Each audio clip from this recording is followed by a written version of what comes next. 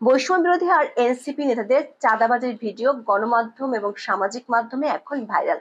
রাজধানীতে আওয়ামী লীগের সাবেক এমপি শাম্মী আহমেদের বাসায় গিয়ে 10 লাখ টাকা চাঁদা নিয়েছিল 5 বৈষম্য বিরোধী নেতা। এদের মধ্যে একজন আবার অন্তর্বর্তী সরকার গঠিত পুলিশ সংস্কার কমিটির সদস্য। সরকার সমর্থক কিংস পার্টি এনসিপির বি টিম বলে পরিচিত এই বৈষম্য বিরোধী নেতাদের চাঁদাবাজির খবর এতদিন নিয়মিত বিরোধীতে গণমাধ্যমে আসলেও সরকার বরাবরই থাকে চুপ। সরকারের একটি গোয়েন্দা সংস্থা এর মধ্যে বৈষম্য বিরোধী ও এনসিপি নেতাদের দেশব্যাপী চাঁদাবাজির তথ্য সংগ্রহ করে সরকারকে রিপোর্টও দিয়েছে। সেই রিপোর্টের তথ্য অনুযায়ী বৈষম্য বিরোধী ও এনসিপি নেতাদের চাঁদাবাজি থেকে পুলিশ, সেনাবাহিনীও বাদ যাচ্ছে না। গ্রামের স্কুল শিক্ষক, এমনকি কৃষকের কাছ থেকেও তারা চাঁদা নিচ্ছে। আর স্থানীয় আওয়ামী লীগ নেতা হলে চাঁদা না দিলে মবের ভয় দেখে গ্রেপ্তার করানো হয়। দু একটি ঘটনা মিডিয়াতে আসলে সংগঠন দুটি থেকে জড়িতদের বিরুদ্ধে লোক দেখানোর শোকজ নোটিশ দেওয়া হয়। এমনকি পুলিশ গ্রেপ্তার করলেও অদৃশ্য হাতের ইশারায় তাদেরকে ছেড়ে দিতে বাধ্য হয়। এমনকি চাঁদাবাজির জন্য রাজধানীতে তারা টর্চার সেলও খুলে বসেছে। গোয়েন্দা রিপোর্টটিতে মার্চ থেকে গত 5 মাসে কমপক্ষে 25টি বড় চাঁদাবাজির ঘটনা উল্লেখ করা হয়েছে। এই 5 মাসে সংগঠন দুটির নেতারা কমপক্ষে 2,000 কোটি টাকা চাঁদাবাজির মাধ্যমে হাতিয়ে নিয়েছে। রাজধানী ঢাকার বাইরে চট্টগ্রাম, রংপুর, সাতক্ষীরা, বরিশাল ও খুলনায় এনসিপি এবং বৈষম্য বিরোধী নেতারা বেশি চাঁদাবাজি করছে বলে অভিযোগ করা হয়েছে রিপোর্টটিতে। সরকারি সংস্থাগুলোর আশঙ্কা, এমন অবস্থা চলতে থাকলে ডক্টর ইউনূসের নিয়োগকর্তা বলে পরিচিত এনসিপি ও তাদের অনুসারীরা দেশের সবচেয়ে বড় চাঁদাবাজ দলে পরিণত হতে পারে। বিস্তারিত জানতে চলুন যাওয়া যাক বিশ্লেষণে।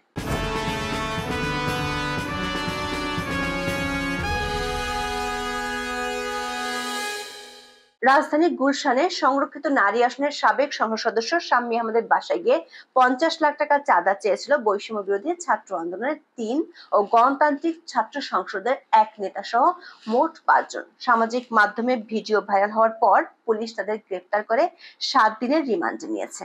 এরা হলেন বৈষম্য বিরোধী ছাত্র আন্দোলনের ঢাকা মহানগর আহ্বায়ক ইব্রাহিম হোসেন মুন্না, সদস্য মোহাম্মদ সাকা দাউন, সিয়াম ও সাদাব, গণতান্ত্রিক ছাত্র সংসদের কেন্দ্রীয় কমিটির সদস্য আব্দুর রাজ্জাক রিয়াদ। এদের মধ্যে রিয়াদ স্বরাষ্ট্র মন্ত্রণালয়ের ছাত্র প্রতিনিধি, মন্ত্রণালয়ের সরকারি কমিশন সদস্য ছিলেন তিনি। আটকের পর এই 5 জনকে তাদের সংগঠন থেকে বহিষ্কার করা হয়েছে। মুখ রক্ষার জন্য বৈষম্য বিরোধী ছাত্র আন্দোলনের কেন্দ্রীয় কমিটি ছাড়া বাকি সব কমিটি বাতিল করা হয়েছে। অবশ্য এতদিন যে মব তৈরি করে চাঁদাবাজি করা হচ্ছিল, 27 জুলাই আদালতে চাঁদাবাজরাই সেই মবের শিকার হয়েছে। সেখানে অবশ্য আওয়ামী লীগের কেউ ছিল না, ছিল বিএনপি পন্থী লোকজন। দর্শক, গত বছর কোটা সংস্কার আন্দোলনের সময় গঠিত হয়েছিল বৈষম্য বিরোধী ছাত্র আন্দোলন। এর নেতারা ফেব্রুয়ারিতে জাতীয় নাগরিক পার্টি বা এনসিপি নামে নতুন রাজনৈতিক দল গঠন করে। সরকারের পৃষ্ঠপোষকতায় যারা গত কয়েক মাস ধরে নিজেদের প্রচার কাজ চালিয়ে যাচ্ছে। বৈষম্য বিরোধীদের মধ্যে যারা এখনো ছাত্র, তাদের একটি গ্রুপ এনসিপির ছাত্র সংগঠন বাকসাস গঠন করে। তখন ধীরে ধীরে স্থবির হয়ে যায় বৈষম্য বিরোধী ছাত্র আন্দোলন। দলীয় কোন্দলের কারণে উমামা ফাতেমার নেতৃত্বে বাম ঘনার একটি বিশাল গ্রুপ বেরিয়ে যায়। পরে বৈষম্য বিরোধী নতুন কমিটি হয়, মূলত এনসিপির ছত্রছায়ায় পরিচালিত হয় বাকসাস আর বৈষম্য বিরোধী ছাত্র আন্দোলন। বিবিসি বাংলার খবরে বলা হয়েছে, সমন্বয় পরিচয় এই 3 সংগঠনের ব্যানারে চাঁদাবাজি এখন ওপেন সিক্রেট। তাই প্রশ্নের মুখে এনসিপি আর তার 2 ভ্রাতুষ্পুত্র। দর্শক, সরকার একটি গোয়েন্দা সংস্থা এই 3টি সংগঠন সম্পর্কে সরকারকে কয়েকদিন আগে এক রিপোর্টের মাধ্যমে সতর্ক করেছে। প্রতিবেদনটিতে উঠে এসেছে বৈষম্য বিরোধী ও এনসিপির চাঁদাবাজির নানা কাহিনী। রিপোর্টটিতে বলা হয়েছে, এদের চাঁদাবাজি এমন পর্যায়ে গিয়ে পৌঁছেছে যা থেকে সেনাবাহিনীর গাড়ি, পুলিশের মেলা, গ্রামের শিক্ষক, এমনকি কৃষক কেউ বাদ যাচ্ছে না। এনসিপি নেতাদের চাঁদাবাজি থেকে যে সরকারি সংস্থাগুলো বাদ যাচ্ছে না, তা কয়েকটি ঘটনা তুলে ধরলেই পরিষ্কার হয়ে যাবে। খুলনায় পুলিশের উদ্যোগে একটি মেলার জন্য 10 লাখ টাকা চাঁদা চেয়েছিল স্থানীয় বৈষম্য বিরোধী নেতারা। 3 লাখ টাকা আদায় করেছে, কিন্তু আবারও চাঁদা দাবি করলে 1 মিনিট 36 সেকেন্ডের একটি অডিও ক্লিপ ভাইরাল করে দেয় মেলার আয়োজকরা। ক্লিপে আয়োজক মন্টু মিয়াকে বলতে শোনা যায়, আমার কাছে 2 লাখ টাকা রেডি আছে। উত্তরে আজাদ বলেন, আমি পারবো সবাইকে ঠান্ডা করতে যদি 10 লাখ টাকা দেন, কেউ ঘুরেও তাকাবে না। অবস্থা বেগতিক দেখে ৭ জুলাই তানভীর ও আজাদকে শোকজ করেছে বৈষম্য বিরোধী কেন্দ্রীয় কমিটি, কিন্তু এর পরদিনই তারা আবার চাঁদাবাজিতে নামে। ২৪ জুলাই ঝিনাইদহের মহেশপুরে বৈষম্য বিরোধী দুই নেতা হাতে নাতে চাঁদাবাজির সময় আটক হয় স্থানীয় জনতার হাতে। গত ৩০ মে দিনাজপুরের পার্বতীপুরে চাঁদার জন্য পণ্যবাহী ট্রাক আটক করে এনসিপি নেতা তারিকুল ইসলাম, কিন্তু তিনি জানতেন না ট্রাকটি ছিল সেনা কল্যাণ সংস্থার। সেনাবাহিনীর সদস্যরা তখন তাকে হাতে নাতে গ্রেপ্তার করে। তাকে ছাড়ানোর জন্য ঢাকার মন্ত্রীপাড়া থেকেও ফোন যায়। এনসিপি নেতাদের চাঁদাবাজি থেকে বাদ পড়েনি কৃষকও। বৈষম্য বিরোধী ছাত্র আন্দোলনের কুমিল্লা জেলা শাখার সদস্য, বুড়িচং উপজেলা এনসিপি সদস্য নিহাজ সিদ্দিকী ও সমন্বয়ক কামরুজ্জামান পিয়াস কৃষকের কাছ থেকে চাঁদা নিচ্ছেন এমন খবর বেরিয়েছে গত ১ জুলাই। গোয়েন্দা রিপোর্ট অনুযায়ী দেশব্যাপী এনসিপি নেতাদের চাঁদাবাজি ব্যাপক হারে বাড়তে থাকে গত রমজান থেকে। সে সময় ইফতার পার্টি নামে ব্যাপক হারে সারা দেশে চাঁদাবাজি শুরু করে দলটি। মব সন্ত্রাসের ভয়ে ব্যবসায়ীদের তখন থেকে নীরব চাঁদাবাজি সহ্য করতে হচ্ছে। গত মার্চে জাতীয় নাগরিক পার্টি বা এনসিপির ব্যানারে ইফতার পার্টির জন্য খুলনায় কয়রা উপজেলা বৈষম্য বিরোধী ছাত্র আন্দোলনের আহ্বায়ক গোলাম রাব্বানীর নেতৃত্বে ব্যাপক চাঁদাবাজি পত্রিকার হেডলাইন হয়েছিল। অথচ তখন কয়রাতে এনসিপির কোনো কমিটি ছিল না, কিন্তু বৈষম্য বিরোধীর ব্যানারে এনসিপির ইফতার পার্টির জন্য চাঁদাবাজি চলত। গোয়েন্দা প্রতিবেদনে বলা হয়েছে, এনসিপি ও বৈষম্য বিরোধী চাঁদাবাজির মার্চ থেকে কমপক্ষে 10টি অডিও ভিডিও ক্লিপ সামাজিক মাধ্যমে ভাইরাল হয়েছে। মার্চে রংপুরের হাজিরহাট এলাকায় গ্রিন সিটি ইকো পার্ক নির্মাণ প্রকল্পের এক কর্মকর্তার কাছে ১ লাখ টাকা দর কষাকষির ভিডিও ফাঁস হয়। ওই ঘটনায় অভিযুক্ত নাহিদ হাসান খন্দকারকে বৈষম্য বিরোধী ছাত্র আন্দোলনের পক্ষ থেকে কারণ দর্শানোর নোটিশ দিলেও তাকে গ্রেপ্তার করতে দেয়নি সেই অদৃশ্য হাত।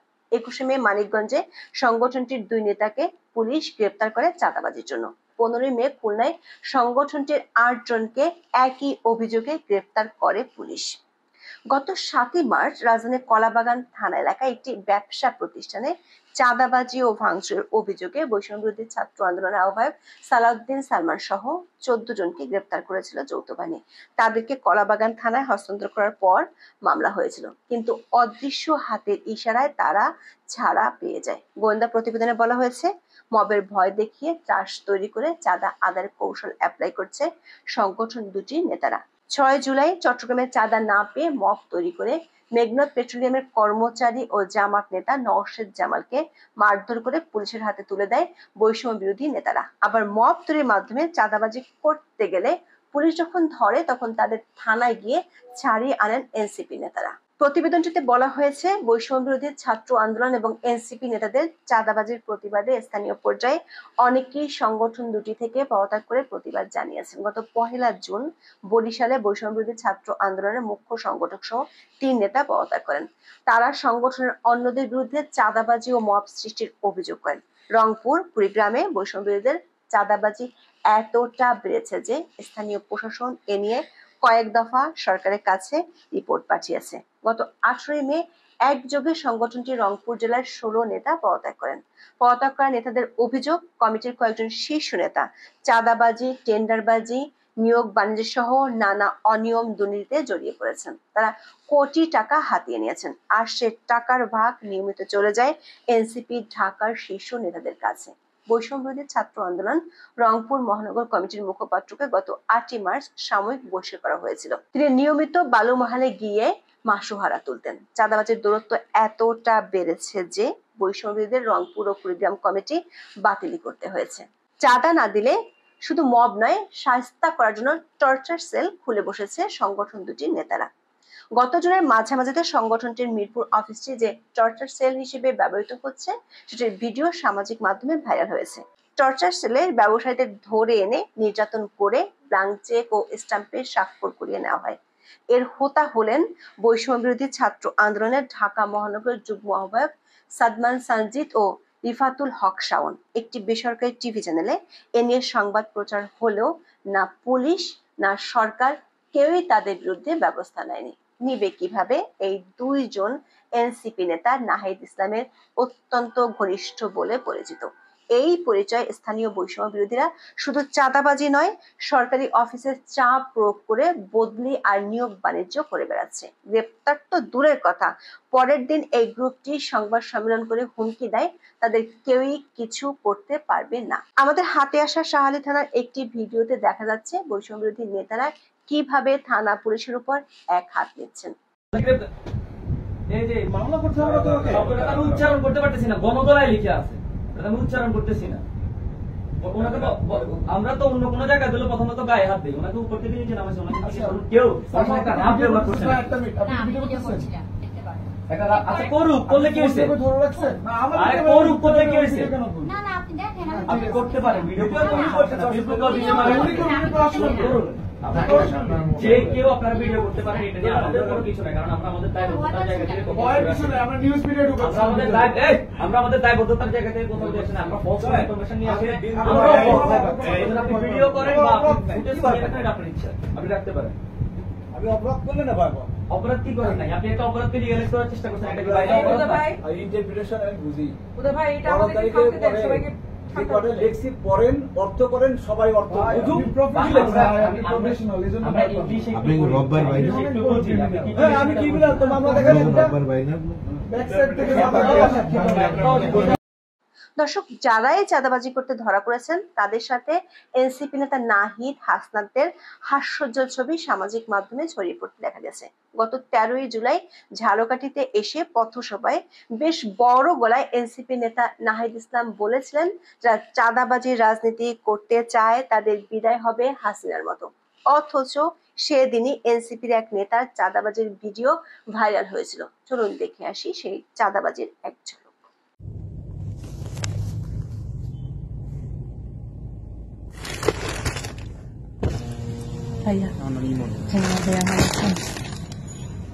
এখানে 7 লাখ টাকা আছে ভাইয়া।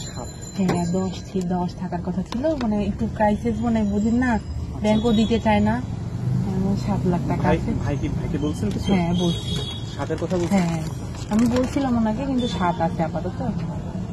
আচ্ছা, মানে এটা ভাই জানে তো 7 আছে? হ্যাঁ হ্যাঁ ভাইয়া। আচ্ছা ঠিক আছে, ঠিক আছে ভাই। হ্যাঁ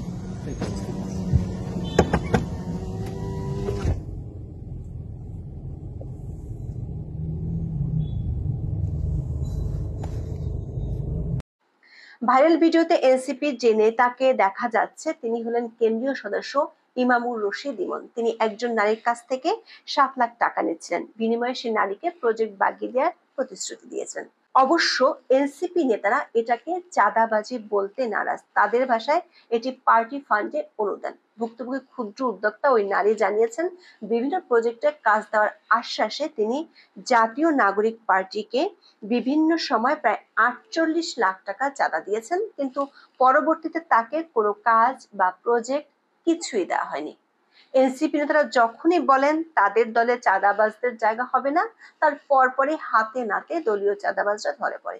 গত 25শে জুলাই সিলেটে বসে বাংলাদেশের চাঁদাবাজ, সন্ত্রাসী ও সিন্ডিকেটের কোনো স্থান নেই এমন হুঁশিয়ারি উচ্চারণ করেছিলেন জাতীয় নাগরিক পার্টির মুখ্য সংগঠক নাসিরউদ্দিন পাটোয়ারি। একদিন আগে হবিগঞ্জে নাহিদ ইসলাম বলেছিলেন, চাঁদাবাজ দখলবাজের সংস্কৃতি ফিরে এসেছে। অথচ 26শে জুলাই গুলশানে ধরা পড়ল তার দলেরই 5 জন, যাদের সাথে নাহিদ ইসলামের হাসি খুশি ছবি বেশ ভাইরাল হয়েছে।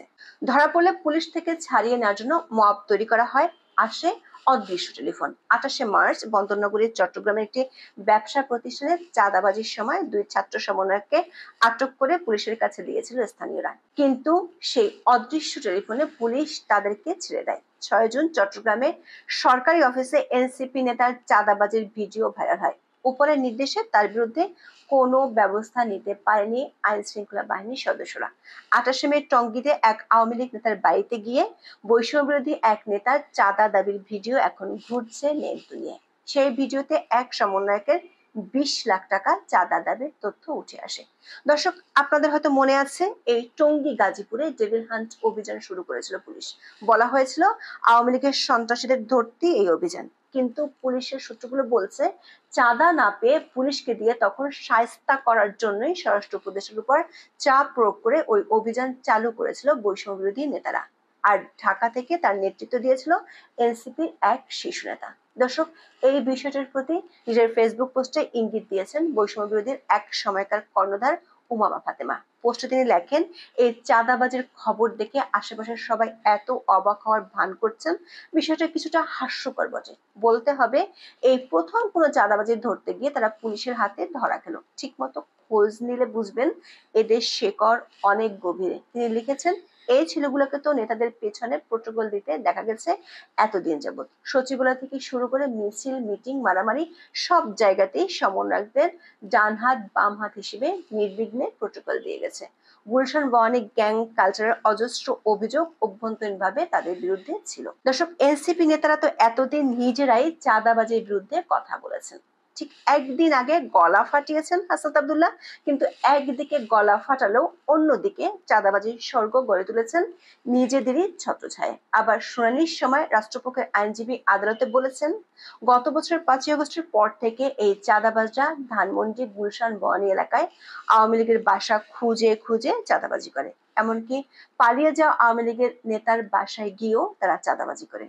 প্রশ্ন হলো, অধ্যাপক ইউনূস তার এই নিয়োগকর্তাদের নিয়ে এখন কি করবেন? এখন এ পর্যন্ত। সবাই ভালো থাকুন, সুস্থ থাকুন, নিরাপদে থাকুন। দেখা হবে আগামী পর্বে।